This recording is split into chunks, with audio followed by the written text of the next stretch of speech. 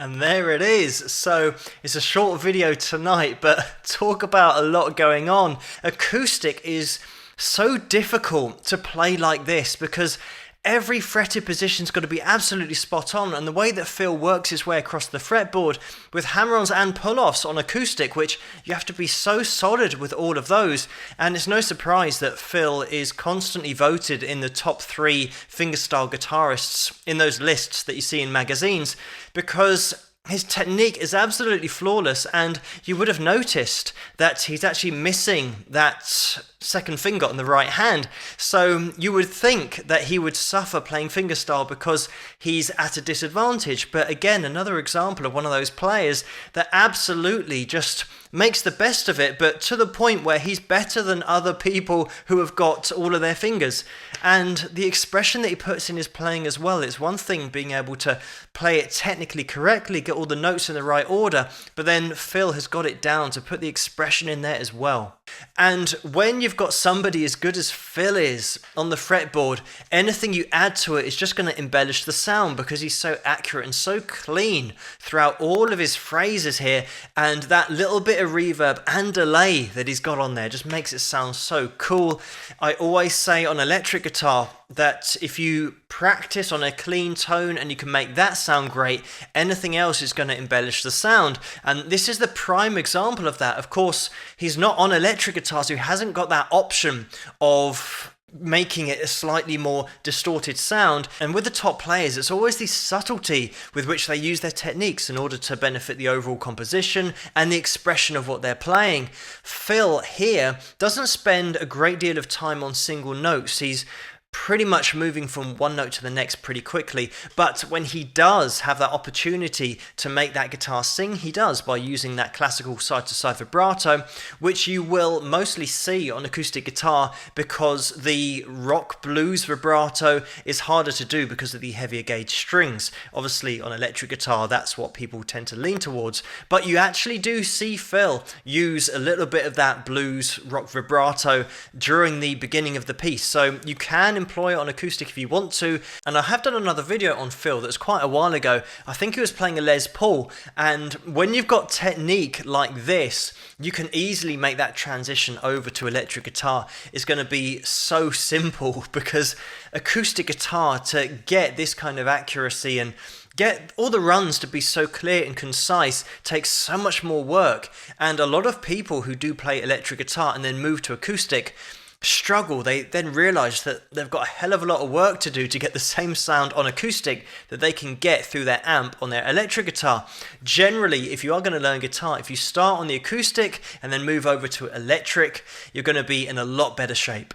Another thing that we see in this video is Phil's combination of picking with the right hand and hammer-ons and pull-offs with the left hand, because in order to get those really fast runs that he throws together, he does pick the string and then he hammers on so quickly with that left hand and then moves on to the next string down, again goes through some more hammer-ons with that left hand, so he can get really great sounding legato passages, kind of smooth and long passages with his playing. And I love the way at the end there he just absolutely melts your face with a fantastic run, just ascending the scale. It's such a cool run to finish with. Another thing that follows Phil around is that rumour that Jimi Hendrix, when he was asked how does it feel to be the best guitarist in the world, he said, "I don't know, ask Phil Keaggy." And unfortunately, I don't think that is true. In fact, I have heard a lot of different guitarists' names put into that quote. For example, Eric Clapton said, "I don't know, ask Jeff Beck," etc., etc. So yeah, unfortunately, it's not one of those things that can be verified anyway. And it might have been the case that Phil did actually record at Jimi Hendrix's studio, which is called Electric Lady Studios, and that was actually in the same month as Jimi Hendrix's death. And Jimi Hendrix had only been recording there for 10 weeks until he unfortunately died, but Phil was there with Glass Harp, his band. So I'm not sure where that rumour came from, but maybe it was because Phil was at Jimi Hendrix's studios, maybe it came from there. Certainly, it's one of those things that if it was said, it could have been said because they were certainly around at the same time and in the same circles and in the same place potentially, but as I said, there's no way to prove it, unfortunately. Another interesting thing is that when Phil was 18, he started to experiment with LSD, and he did this because he thought it would make him more creative and would help his writing process. And I think this is one of those things that a lot of people think that by doing drugs somehow it's going to improve your ability to compose, and maybe you'll think of lines that you didn't think of before, but he just said that it really did affect him negatively. And at the time when he was high, he thought what he was doing was great, but then when he recorded it and then listened to it back where he had then come down from that high, he realised it was just all absolute rubbish. And the problem was that it really did start to affect his sleep patterns. He used to get very tired and used to have to actually sleep during the afternoon to then have enough energy to play in the evening. So I think at that time in his life he was actually at a really dark place. But Phil certainly has been through it emotionally and personally in his life, and a lot of people will know him from his Christian music because he is a Christian, and he's actually won a lot of awards from the Gospel Music Association.